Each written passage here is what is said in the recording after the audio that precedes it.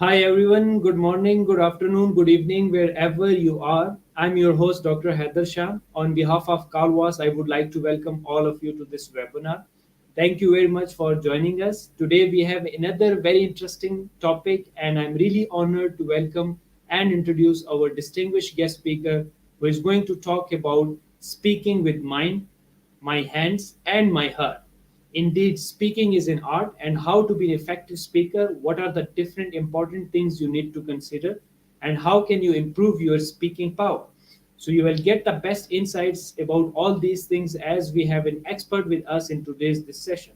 A very interesting topic, so stay tuned because an amazing stuff are coming ahead in this session. So before we start, I would like to thank Kalwas for arranging such enlightenment sessions, for their support and providing us such a wonderful platform.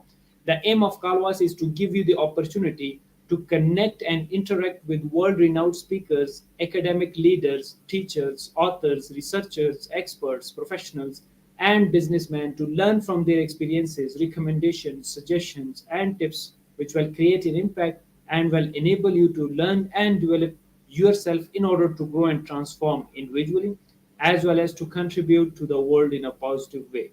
As our slogan is come, learn, and share knowledge. So today we have an amazing person as guest.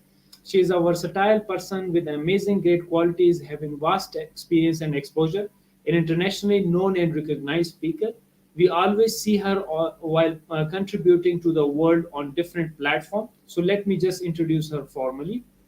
She is the English language specialist with the ISIDM, the Higher Institute of Research and Teaching for Education, Jalisco, Mexico, for master students. She has been a language teacher for more than 20 years. She uses her creativity to inspire and train her students to learn. Expert in accelerated learning, neuroeducation, and humanistic principles, she creates unforgettable learning experiences to help learner become great observer and achieve their goals. EFL and ESL teacher, pronunciation coach, teacher's trainer, the writer, co-author, researcher, international speaker, orator, coach, philanthropist, the education tuber, and the developer of specialized ESL and EFL courses and editorial projects. Founder and director of the International Language Academy, the FEGTBIN. She runs a K-12 global educator project on YouTube where thousands of children in Mexico, the USA, and they let them learn English during the pandemic. Her research interests are on the benefits of the IPA in the teaching learning process, practical methodologies to address grammar, and systematic use of artificial intelligence to enhance learning. Last but not the least, she is a wonderful speaker, author, teacher, professional, and above everything, a great human being. So please help me in welcoming our guest, Professor Christina Murasio. Welcome to the Calvas platform, and thank you very much for joining us, Prof. Good morning, good afternoon, good evening. Assalamu alaikum to you all. It's a pleasure for me to be here. May I share my screen, doctor? Yes, please. Just a reminder to the audience that Prof will be presenting and she would leave time for question answer session at the end of the session. You can email us at info@profthecalvas.com or you can write in comment section. So over to you, Prof. Thank you. Okay. To inspire people, don't show your superpowers, show theirs. I love this quote. If you really want to inspire people, imagine that you have mirrors and you can be reflecting those talents, those gifts, those superpowers, and people will grow and people will become superheroes. What can you see here? I want you to take a look at this image. We have a guy. He is about to jump from that building. Maybe if he jumps, he will die. You know what? More than 700,000 people die due to suicide every year. A year has about 500,000 seconds. So that means that every single second, one person is taking away his or her life. And I felt something here. It's terrible, terrible, terrible. This is according to World Health Organization. Why am I telling you this? I believe speaking is not a power, it's a superpower. If we can think of all these people, they lost or they thought that they had lost their powers. They felt powerless and they just decided to commit suicide. I don't know if here someone is about to do that. If I can reach to one person, or if you know one person who is feeling so bad, I think that this talk would be just great. Speaking is a power. And not only for people who are struggling with problems, but people that we are trying to do things every day. We are trying to achieve our dreams. We are trying to do greater things. But sometimes we feel desperate, frustrated. And you know what? Speaking with your mind, with your heart, with your hands, it's going to help you to accomplish that. I have a methodology. I believe that if we are learning, we do not need to use only our minds. In the academic field, this is very common, right? That we use our minds.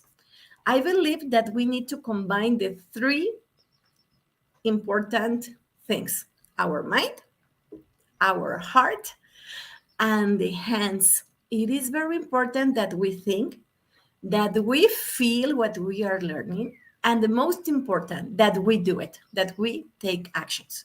So in this short talk, I'm going to be showing you some of the secrets that I discovered in order to talk better.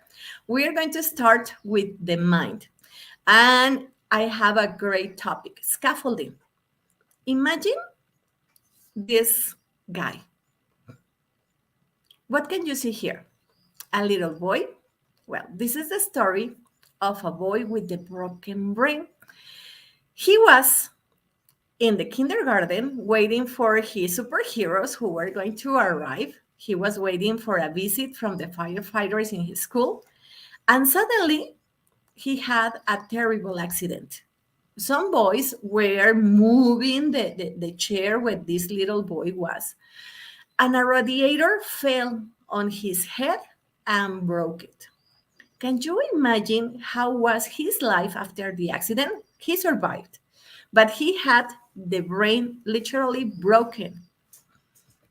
You are not wrong. He had a lot of problems. He had no memory. He had poor concentration, and his grades were very low. Have you ever felt identified with him, like you cannot do something? Well, moreover, a teacher called him the boy with the broken brain. She was teasing him and she was saying, ignore him. He's just the boy with the broken brain. So he didn't want to do anything. He didn't want to talk. And he loved reading comic books. He couldn't read, but he learned to read through comic books, images. And I'm going to make a special distinction here. Images are so, so, so powerful. Through images, he learned to read. Nobody taught him how to because he was ignored at school.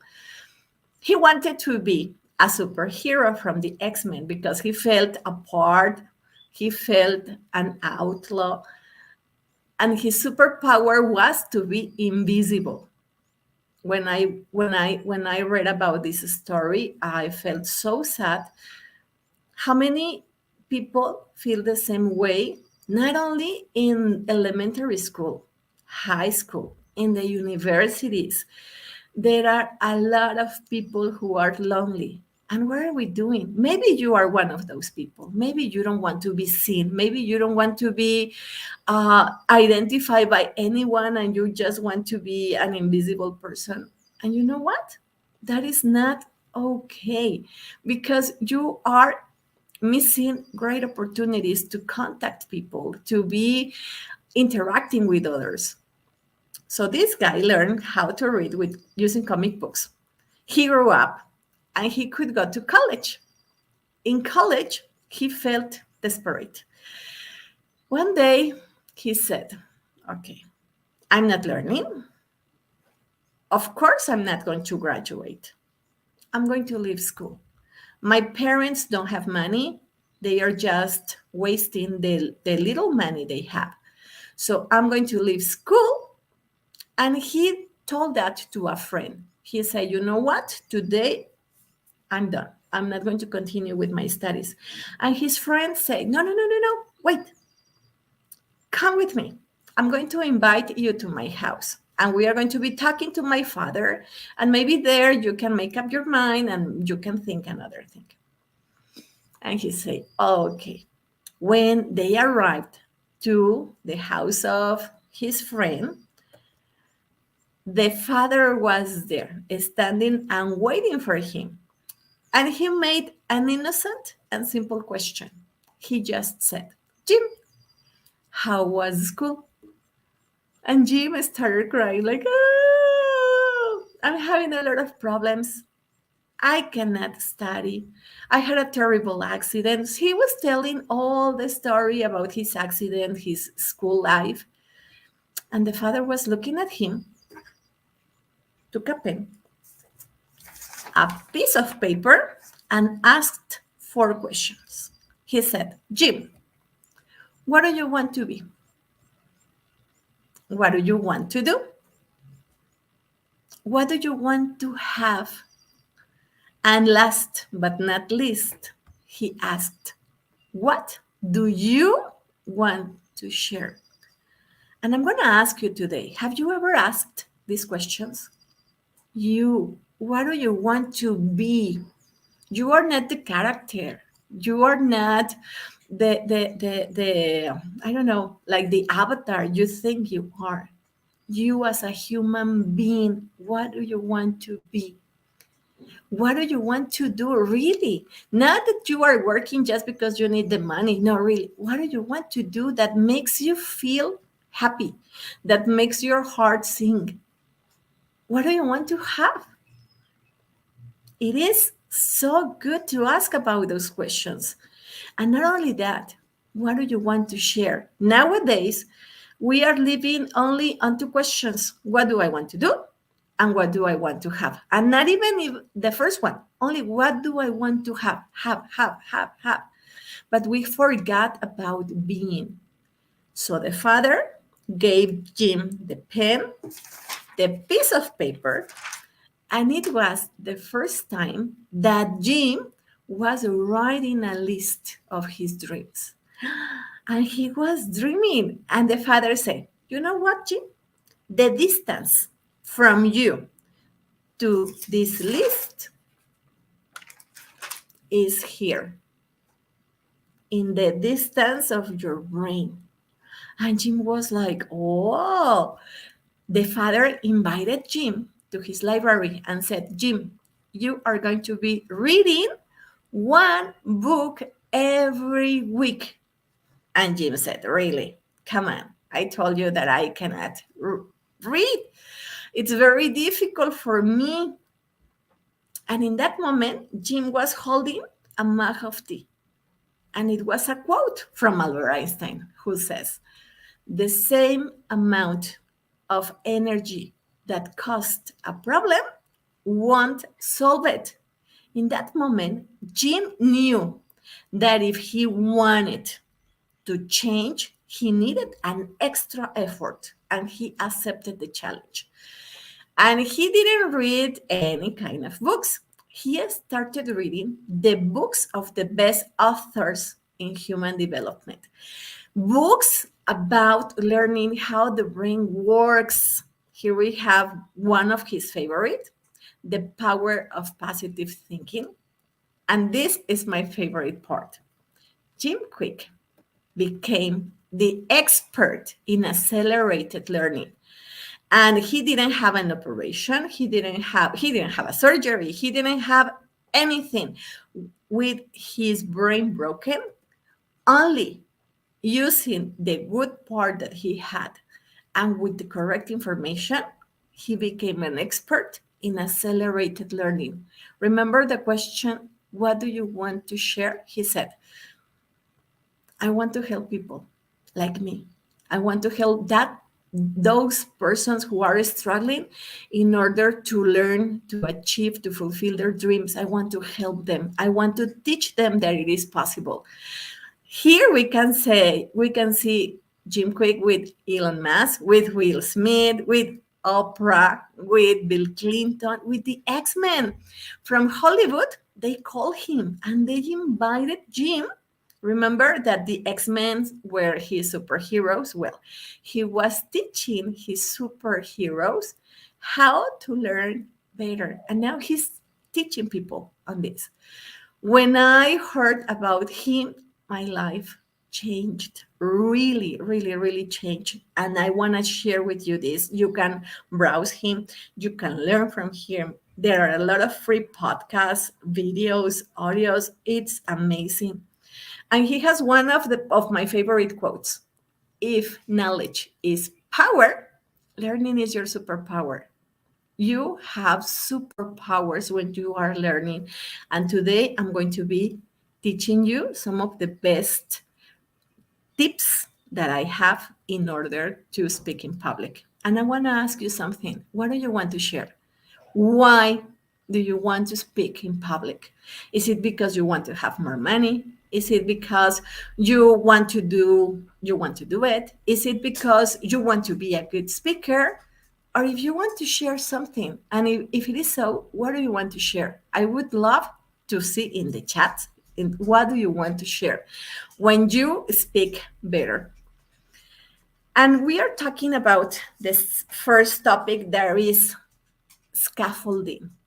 Look at this picture. Imagine speaking in public is like climbing a very, very tall building, the ones from Dubai that are so high. But you don't have scaffolding. What will happen?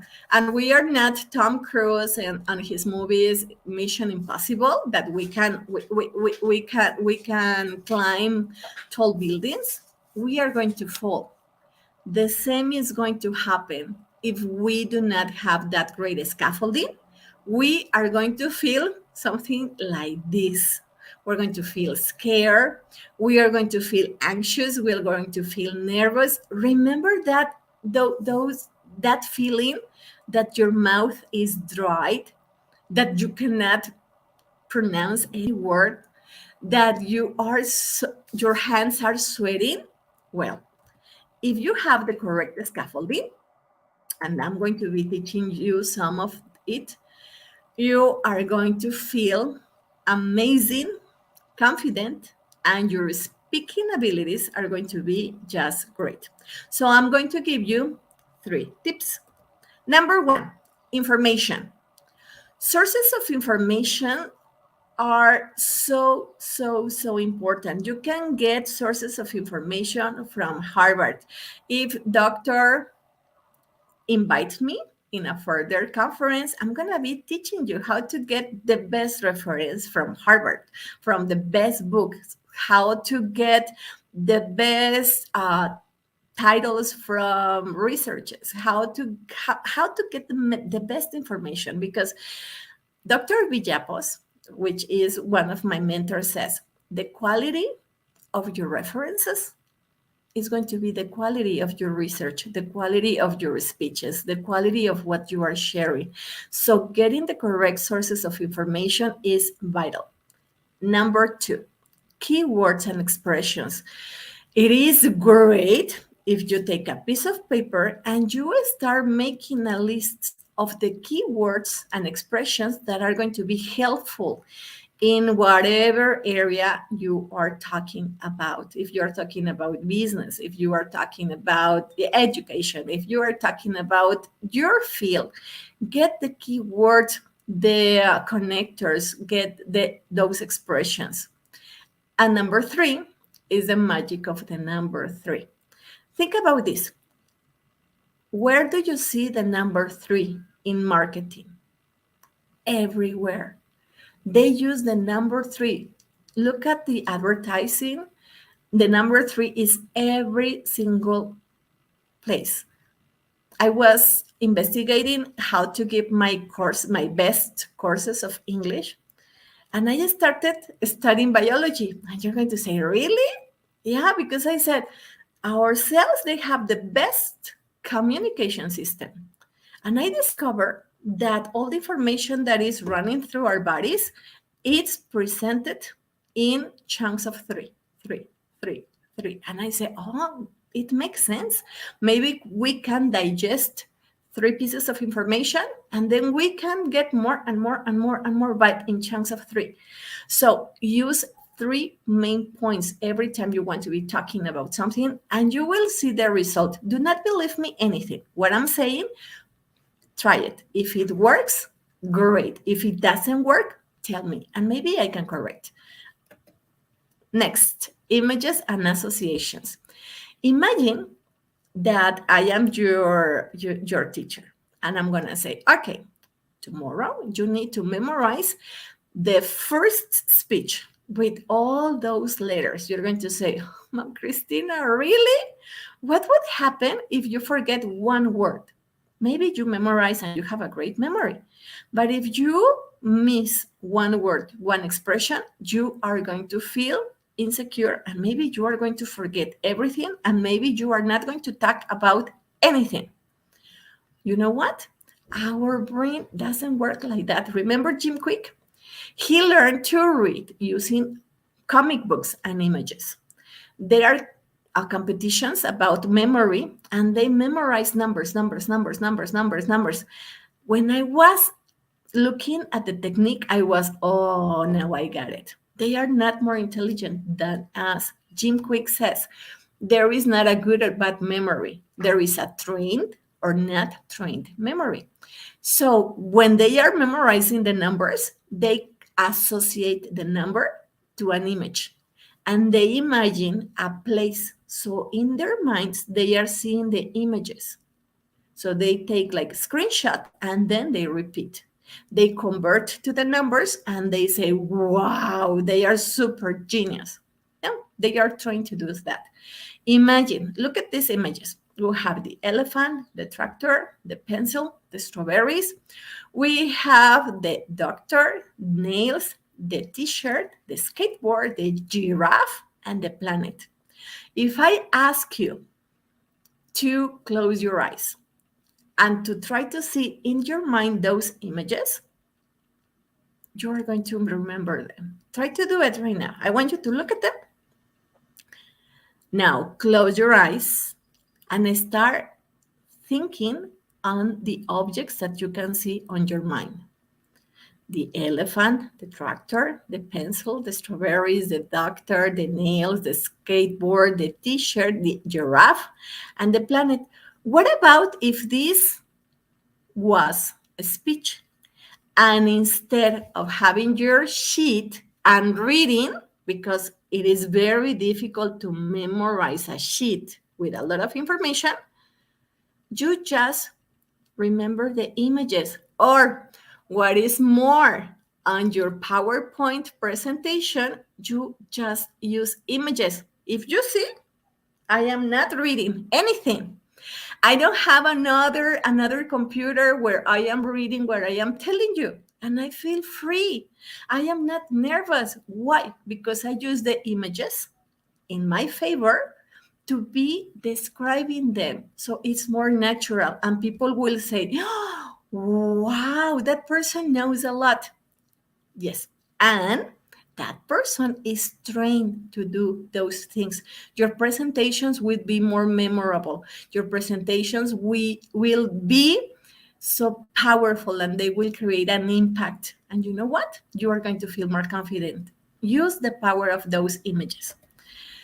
And the number three, the mindset.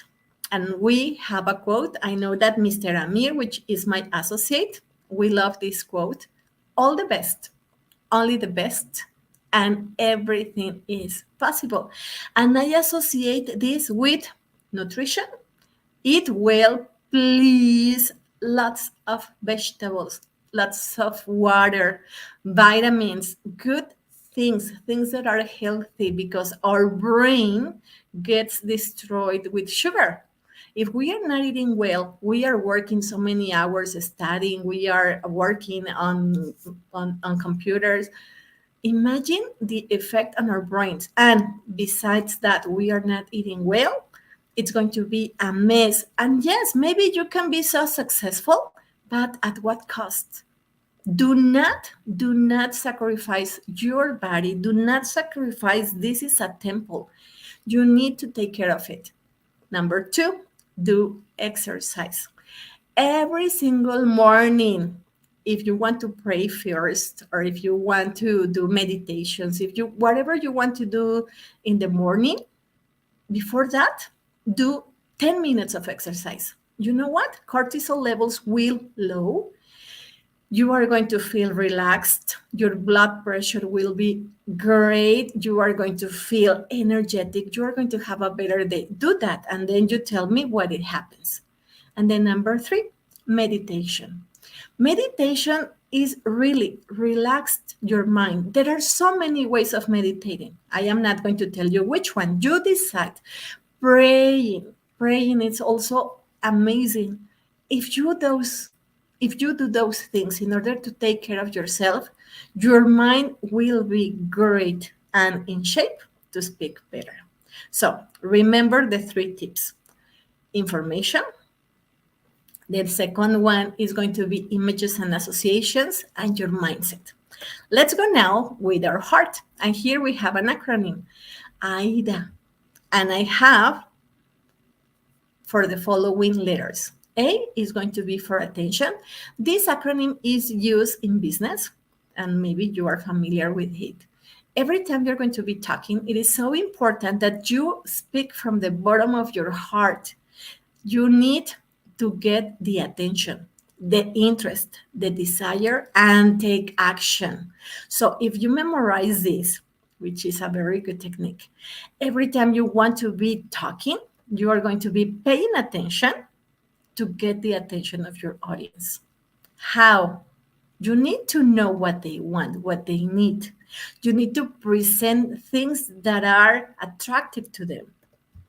Interest. For example, you want to speak in public. Why? Is it because you want to have more money? You want to do more business? You want to be a better scholar? Why? If it is a personal goal, what is your interest? But I believe we all are so interested in speaking better. The desire. What is your desire? What do you want to accomplish? And finally, take action. Do not leave it for, yes, in 1 year, when I finish this semester, I don't know, do not procrastinate. Do it today. The best way to start is today. Start implementing these tips. Start talking to people. Start volunteering for conferences and say, yes, I want to take part into a conference and I'm going to do it. Do it. Present your thesis, present your research, present the things that you want, a topic, and that would be amazing. And let's continue now with the hands up. I love this technique. There is a book called Talk Like TED. Do you know TED Talks? It is all around the world, and they are gathering the best speakers around the world with the best ideas. And this guy, well, look at this scenario. Can you imagine being there in that red spot? I have a dream, and I believe one day I will be there. And when that happens, I'm going to take a picture and I'm going to send it to you because it's my dream. Here you can be sharing those ideas that make you feel alive and that are going to help people to have better lives. So there is a guy, Carmangelo, who was gathering the best tips from it. And if you can see, I have pictures. I do not have a lot of writing explaining. And we're going to do something. I want you to relate the idea with a part of your body. Number one, it's take your hand here on your heart and it's passion. If you want to be a good speaker, a great speaker, an inspirational speaker, you need to speak from your heart.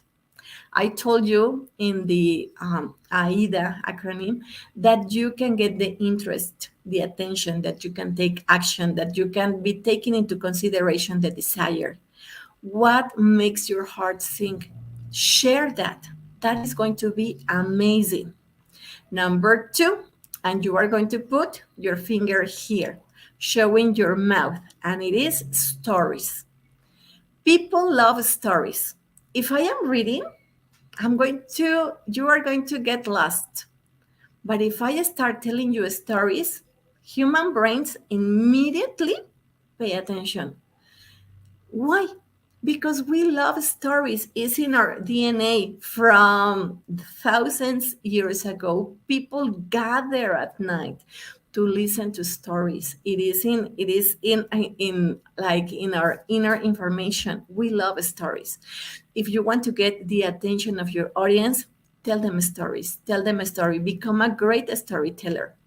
Then we have the right hand, and it is practice. Practice, practice. In this book, they explain how a girl without training in public speaking presented at TED. She practiced 200 times before her presentation. Now she had I don't want to lie, but more or less 6 million views. She practiced 200 times. So practice makes you perfect at speaking. Do not be afraid. Of course, you are going to be scared. I know. But if you have the correct scaffolding and if you start practicing, everything is going to be great. There are going to be some days when you feel like, oh, no, it was horrible. I don't want to do this anymore. But you know what? Keep trying, keep trying, keep trying. Every time that you are talking in public is practice. And it's going to be a great opportunity to do it better. Alva Edison, the one who invented the light bulb, it took him 1,000 times in order to get it right. And people said, you failed 1,000 times. And he said, no, I didn't fail. There were 1,000 times I learned how not to do it. Practice. Practice will make you better. Then we have the left hand. Teach something new. When you are speaking in public and you are repeating the same and the same and the same, people are going to be like, okay, I know this, but what's next? Our brains love new things. So read. Go to conferences. You're going to get new ideas, get new information, and novelty will be a great factor to speak better. This is one of my favorites. And look at the picture. I don't know if it is visible, but it is a jaw-dropping moment. This is our jaw. And imagine that you are going to make this reaction. When you surprise the audience, that moment, it's like a screenshot in their brains, and they will remember you forever. Think about those teachers who told you something that it was amazing, and you recall them just because of that moment. The same happens when we are speaking. Bill Gates was in a conference, and he had a jar with mosquitoes, and he started his presentation like this. Scientists state that malaria does not transmit through mosquitoes. These mosquitoes are coming from Africa. Let me open. When he was opening the jar, the audience was like, no, because they were afraid to get infected. he was not going to do it, but immediately they started tweeting about that joke of Bill Gates. So create those moments where people are amazed. The next one, it's here in your ribs because it's humor.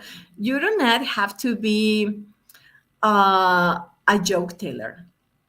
No, you don't need to be a clown, but you need to feel that your audience is familiar to you.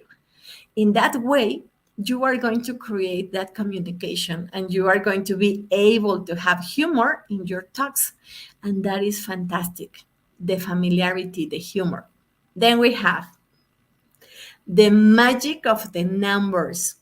Every time you are talking, when you are using the numbers, the brains are like, do, do, do, do, do, and you create an impact. They are so powerful. Next one, five senses. Can you make through speaking that a person tastes, that a person listen, see, that a person can touch, that a person can smell?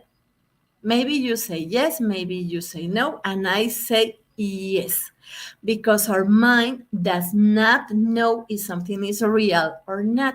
For example, if I am talking here and I am describing a delicious roti with vegetables, immediately your mouth is going to start watering, right? If I say, oh, you know what? Today I had a delicious chai and it was so hot, it was sweet, and you are going to start feeling, you're going to start tasting. Can you see the chai? Can you see the roti? Can you see the vegetables? No, but your mind can see it. So you can make that the audience feels, tastes. Another example that I love, imagine a lemon, a juicy lemon, and you cut that lemon. It's so juicy, you take some salt, you put it on the lemon, and you start biting the lemon. Did you feel that? The mouth watering? You know what? We have that power when we are talking because we are describing. Use that power, use those five senses. And the last but not least, stay on your lane. And it is connected to the first one, passion. Talk about the things that you know that you are passionate about. If you love talking about business, do not change to another topic that you are not so familiar with or that you don't like. Stay on your lane, specialize in something, and you are going to be the best in that topic. We are going to have a review. Remember those questions. What do you want to be? What do you want to do? What do you want to have? And what do you want to share?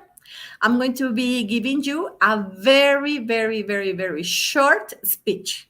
You are going to evaluate me, okay, on these things. If I had passion, if I use stories, if you think that I practice, if I taught something new, if I created a jaw-dropping moment, if I was using humor, the magic of the numbers, the five senses, and if I was staying on my lane. Ready? So I'm going to start with these questions. Ready? What do you want to be? What do you want to do? What do you want to have? And what do you want to share? Those four questions changed my life. 10 years ago, I was struggling with the first one. This is me. I didn't know who I wanted to be. Really, I was lost. I've been a teacher for more than 25 years. And maybe it sounds silly, but I didn't know who I was. I was just working and working and working and working and working. I was so overweighted. I had high blood pressure. I was starting with diabetes. In a year, I had 3 operations, small tumors, and another operation that it was so complicated. And you know what? I was feeling so sad because I didn't know who I was. But then, after those medical problems, 4 years later, I had the worst experience in my life. And I started learning the real meaning of this quote: you are enough. As I was telling you, I was working and working. I used to work, I don't want to lie, from 14 to 16 hours a day in a row, class after class, class after class, class after class. I was feeling sick. I was feeling desperate. And life taught me this lesson: you are enough. But before getting that lesson learned, I had another question to take into consideration. What do you want to do? 4 years later, after I had all those problems, my son, who was 16 years old in that time, tried to kill himself. Remember the picture that I showed? He was one of those statistics. He didn't try once, he tried 10 times to kill himself. He jumped twice from 10 meters. And I believe in a higher power. I believe that there is God, there are angels, because nothing happened to him. But you know what? During the following 6 years, I just wanted to do one thing: to keep my son alive. I had been a teacher for so long, but I didn't know how to keep my son alive, because every time he wanted to kill, he was depressed. So I took him to hospitals, to rehab centers, to psychiatrists, psychologists, therapists. I was investigating about how to help my son. And then I discovered about Jim Quink. And something incredible happened, guys, because I was trying to learn all that information about my son, how to help him. And at the same time, I started discovering, like Spider Man, that I had powers. I could read faster, I could speak better. Really, believe me. I'd been a teacher for more than 25 years. But I was very shy. I didn't like speaking in public, even being a teacher. I worked in secondary, which is K-12, for almost 20 years because I was afraid of talking in front of adults. I was so scared. I was sometimes even scared of talking in front of my students, and I was hiding. Really, it was horrible. My pronunciation was not very good. And I was so shy. When I started learning about the brain in order to help my son, I had the dream to become a public speaker. And I said, I want to speak in public. And then I was invited. I remember it was like 3 years ago, 2019. And from that time, I've been talking and talking and talking and helping people how to speak better. But in that time, I just wanted to help my son. I can tell you that he is okay now. I will tell you in a minute. The next one, what do you want to have? I didn't want to have a big house or a lot of money or cars or a position. You know what? I wanted to have peace because I was not living in a peaceful way. And that changed my life. John Dyer is this guy. He has this quote: "Don't die with the music still in you."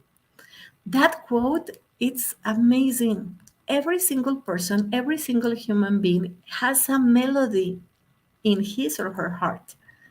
How many times you see those people and they are not playing that music because they are so scared, they are so frustrated, they are living the lives that they don't want to live. And I learned that I didn't want to die with the music still in me. And I wanted peace, and I wanted to play that music. What do you want to share? I started a club. It was the Dreamers Club, El Club de los Soñadores. Remember the first quote that I shared with you? If you want to help people, do not show them your superpowers. Show them their superpowers. And I started helping people to identify the talents. My son had been in rehab centers, in hospitals for more than 6 years. The last 2 years, I hadn't had contact with my son, and it was so painful. So, my way of helping my son was helping other people. It was a way so I could be helping more. And I started that club, helping lots of people to fulfill their dreams. And it was magical. It was amazing. We had singers, boxers, we had speakers, we had comic drawers, writers.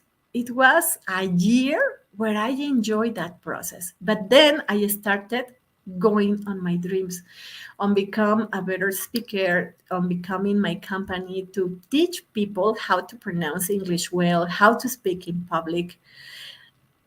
And you know what? If you ask me today, Ma'am Christina, what do you want to share? I want to share that melody that I have because I know that I am the only person who has that melody. It's like your fingerprint, it is only for you. I became a dreamer. And by the way, these drawings were made by a student who is in K-12. She's like 13 years old. Isn't she talented? Here I have my son. Now he is 22 years old. He hasn't studied the university due to his problems. And that is something that sometimes make me feel sad, but I believe in God. And I know that he will find his way. He wants to be a speaker. He's a great speaker. He's a great mentor. And I am so blessed that now I feel in a different way. I'm not scared anymore.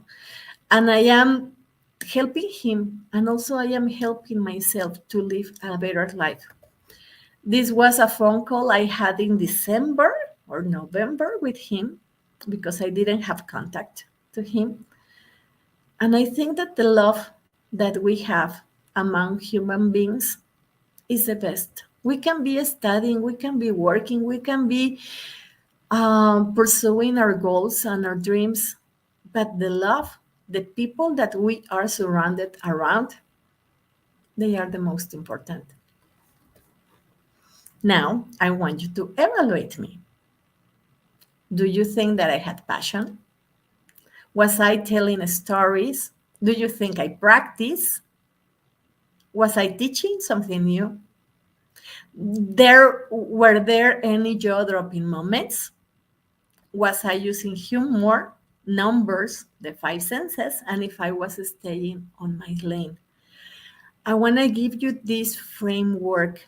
Start incorporating these things into your speeches.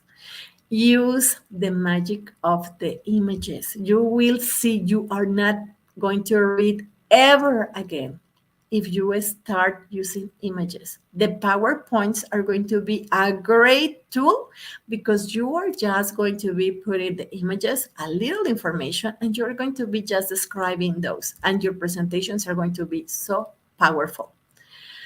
Here I have a big number. 617 million children and teenagers worldwide are unable to reach minimum proficiency levels in reading and mathematics. That's a lot, right? Can we help? Yes, we can help. In any area that you are, you can help to this. And I invite you to do it. I invite you to empower yourself, to empower the people around you, to empower your communities. We can be the change that we want to see in the world. Nowadays, there are horrible things happening. We just came from the COVID and now we are in a horrible world, and there are so many horrible things happening in our world. But we can start from here, from within ourselves. Remember this quote: if knowledge is power, learning is your superpower. What do you want to share? Dr. Hadar, thanks a lot for this opportunity. It's an honor for me to be here. I really hope that you learned something. And thank you. Thank you very much, Prof. Christina. Really, it was a wonderful while listening to your wonderful experiences and wonderful suggestions for all the students and around the world people. I really love the way you started from the image and then you talk about the different questions. Really wonderful question. You what you want to be and tell what you want to share with the world. What is actually your contribution to the world? And then the three the information, the images and association, and then the mindset, and wonderful 9 points you have shared, that public speaking, that 9 tips are so wonderful. I love your the whole connecting the different dots together with the different stories, and then you involve your own personal story, your son, and then uh, I love the way you connected the first picture with your own story at the end of the session. I love that part. It was really so nice and so great to see that how good narrator you are, how good communicator you are, how good mentor you are, and how good you are at storytelling. Really, you kept me so engaged in this session that for a 1 second I could not bear to look somewhere else just to watch you and to listen to you, because the way you are connecting the different dots, the way you are articulating was so great. And I loved above everything your smiling face and your calmness, because you were telling everything which you have mentioned in your first 9 points. That was the passion. What you are doing is with the passion, and it was very much visible for us.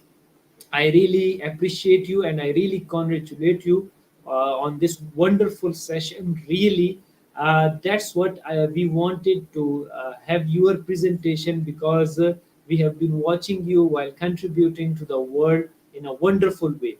And we wish you best of luck for the future endeavors as well.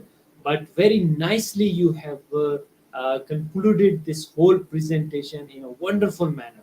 So wonderful content plus powerful explanation was so great to see. Thank you very much, Prof. Christina, for this wonderful. Yeah.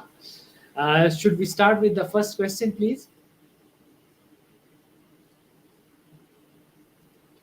Okay.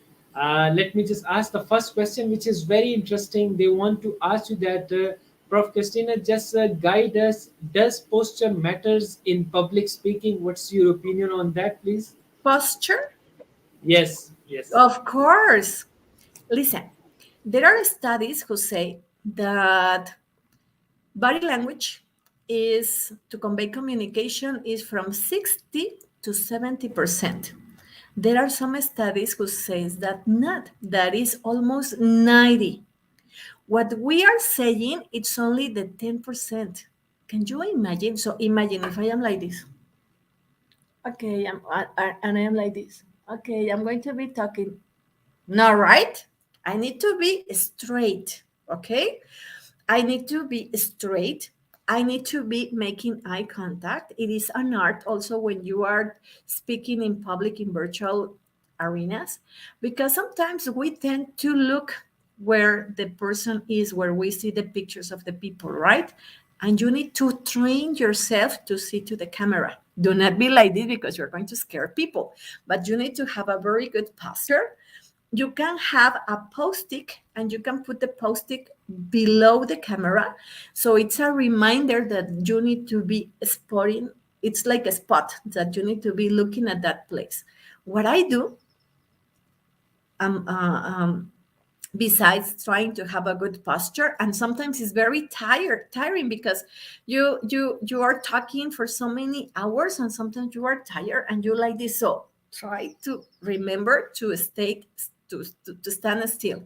But what I was telling about the camera, sometimes the camera makes us feel so nervous. Okay, so your posture, it's going to be different because you don't want to look at the camera, so you feel like nervous. For example, Dr. Hadar, you are here and I'm not looking here. If I were looking at this point all my conference, my posture, it's giving another message that I am not looking at you. So I need to change my posture, look at the camera, and really, one of the things that I do is I imagine the person that I love the most below the camera. So I think I am talking to that person. It doesn't matter how many people are out there. I just know that out there, there is a person that I love a lot. So I am sharing the best. Also, the hands. If I am having the hands here or folded or on the back, it's not going to work. If you are talking face to face, it is very important that your hands are here on your sides, that you use your hands, but do not cover your face. Okay, that is something very important, that you are not scratching, that you don't have your hands on your pockets, that you don't get distracted.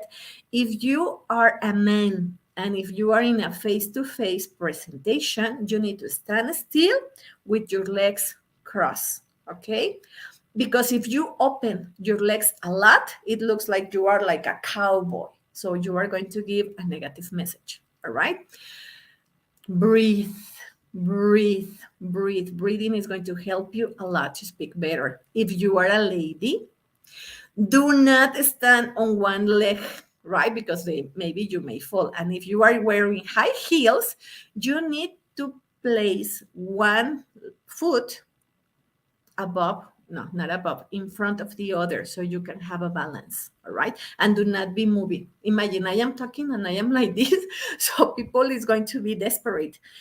There are things that you need to practice, and that I love that question because posture means a lot. There are so many things involved in posture, because it's not only that you're standing still, it is your smile, your eye contact, the use of your hands, where you are putting your hands, your feet.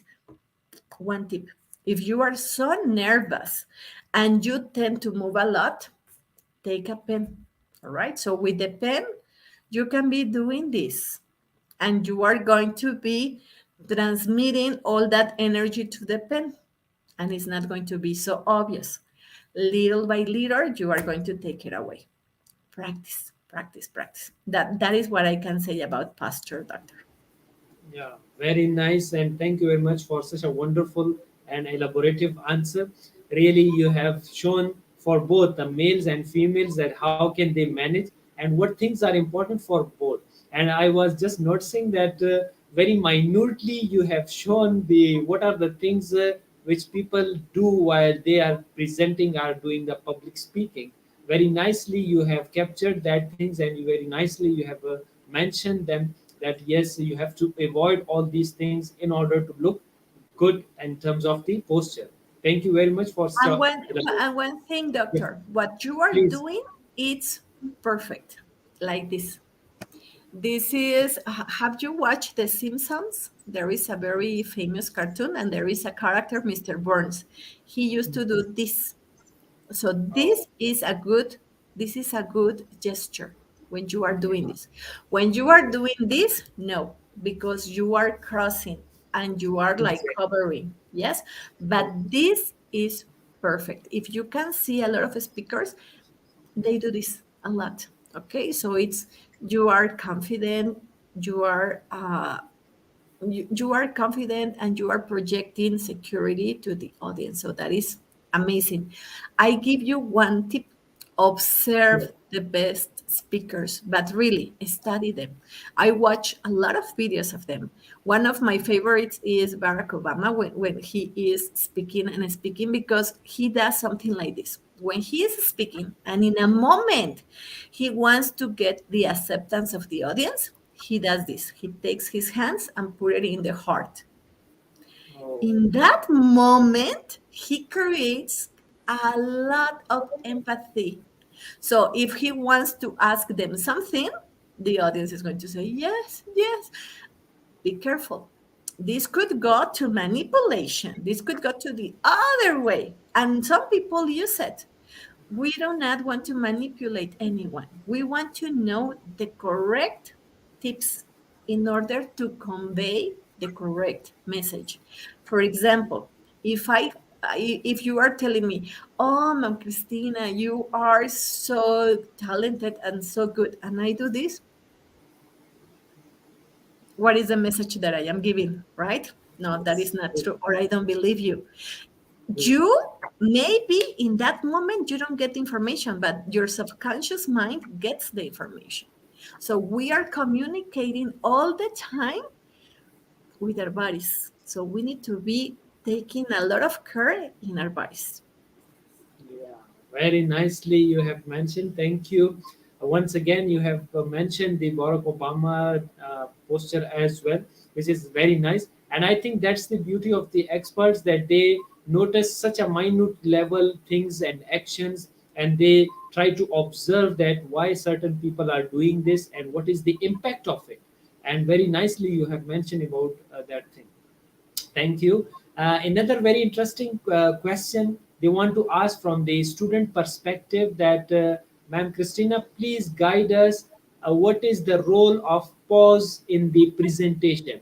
Do you recommend the pause between the conversation or between the two dots we want to connect?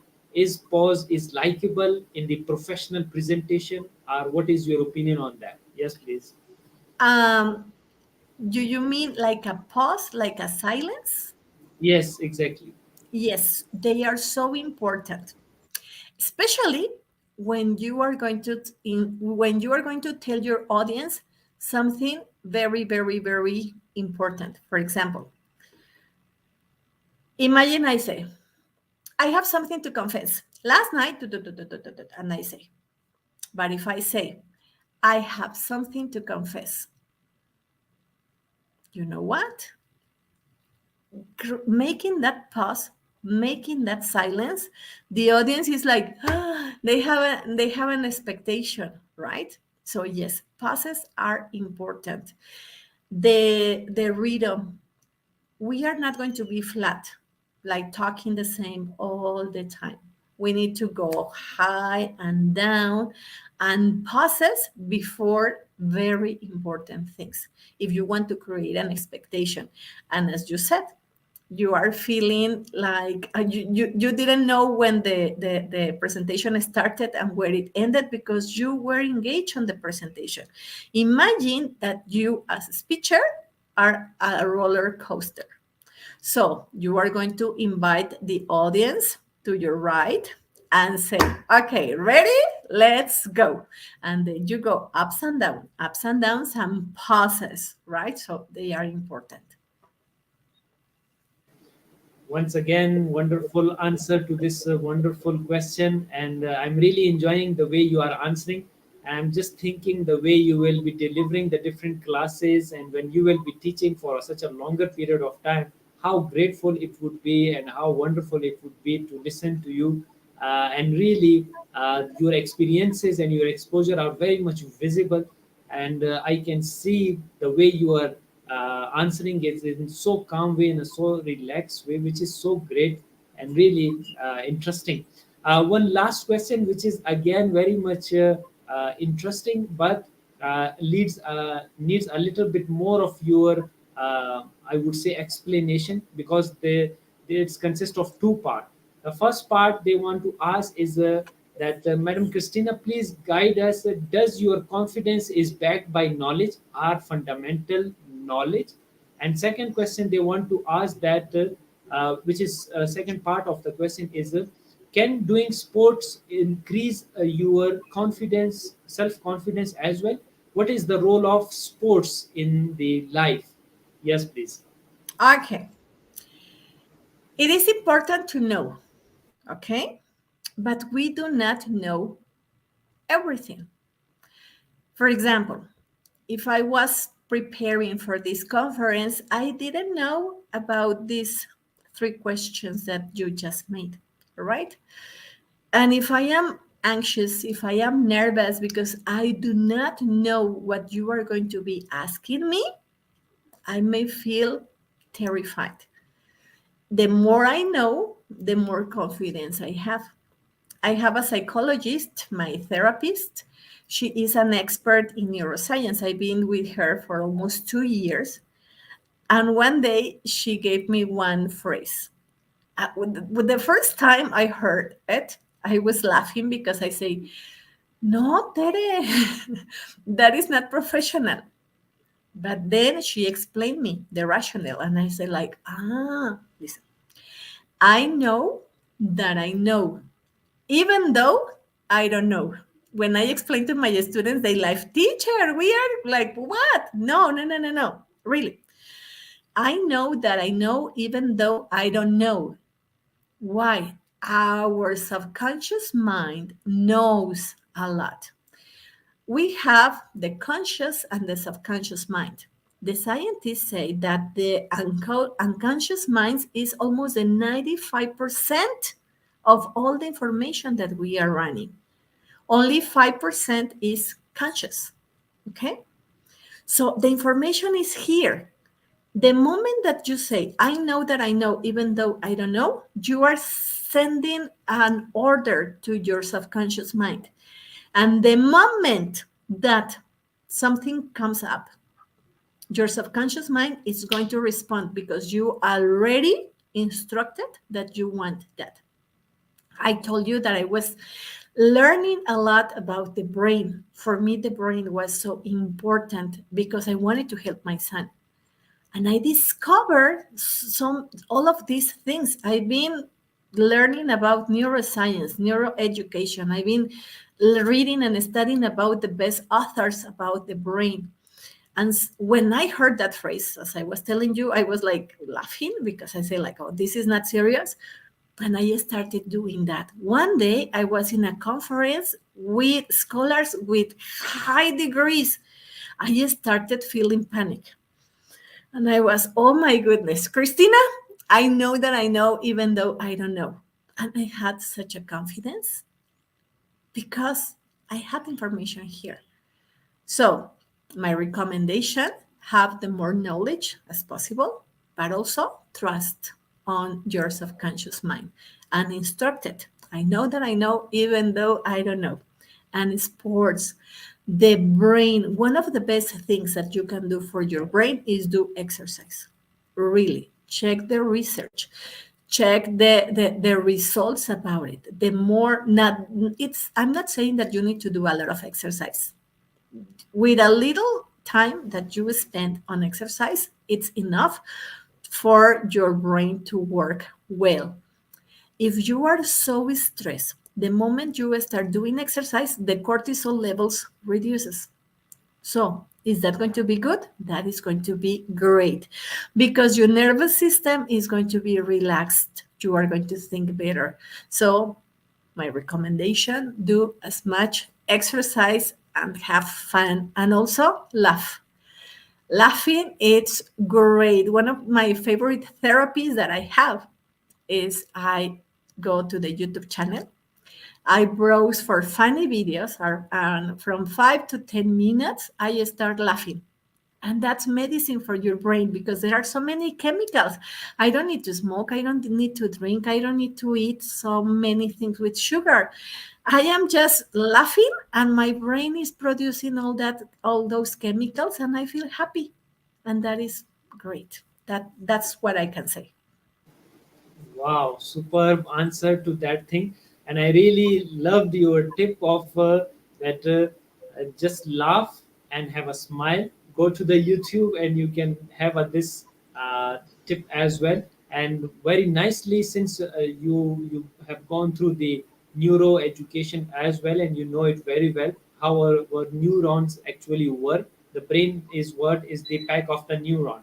So really very interesting, and definitely we will be having another session with you, because you have so many stuff to share with us. It is so great to listen to your wonderful suggestion and recommendation, which is so great.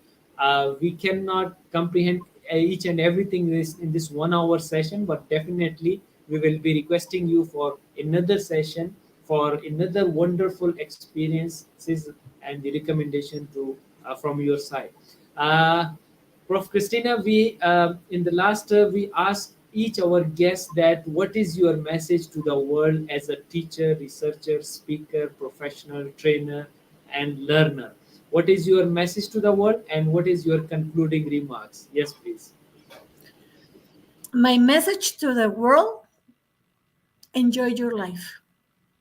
I have shared about the experience that I had with my son, that he just taught me.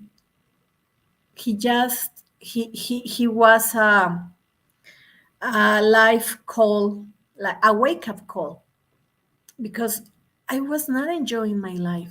I was working and working and working, and there is like a culture of competition nowadays, that we are feeling that we are going to disappear in an instant, and that we are not good enough, and that we need to get more titles, and we need to get more money. We need to get more and more and more and more and more. And you know what? Life taught me that I am important. Before doing all the things, before having all the things, before sharing all the things, I need to learn how to be a human being. Enjoy your life, enjoy your present, enjoy this gift, the life God, the higher power, whatever you want to call it, is given to you. And observe all the blessings that you have and enjoy them. That would be my final remarks, because I believe that we are called to be living great and beautiful lives full of loves. Wow, what a powerful message you have given to the world. Really, uh, being a human is the superb feeling, and being human, you can contribute to the world, and this world, this globe can be a better place because of you. And that's the wonderful thing. And this is what we say, that you have been created unique in a unique way, and you have your own talents, and you have been given a gifts, and use your gifts in a way so that it could be helpful for the planet, for the globe, for the humanity. And I believe that that would be our contribution. And I really salute to your wonderful contribution to the world. Your own story is a very powerful story. I believe it's very motivational story for the audience as well, to learn from your life experiences, which you have shared with us. Thank you very much once again. I would say really a wonderful explanation and powerful content which you shared with us was so great, and I learned so many new things from you. And I believed in your wonderful philosophy of having importance of being human. And I used to say that have a feeling of fulfillment, which is inner satisfaction, and inner satisfaction only comes from contributing to the world in a positive way. When you help people and your community, the world, that is the wonderful thing which we can do, and what we are doing is the same thing. So I would say to the audience that do follow the distinguished guest speaker through her work, and you can email her for future guidance and learning. She is very generous and always ready to help the people. That's all we have time for today. Thank you once again, Professor Christina, for your wonderful time and wonderful experiences you shared with us. I would like to thank our audience who joined us. If you have any additional question about information shared today, please email to us or connect with the speaker directly through her accounts or the social media account. Thank you all for your support and liking our session. Stay tuned as many sessions are on the way. Please do not miss any session. Until next session, take care of yourself. Bye bye.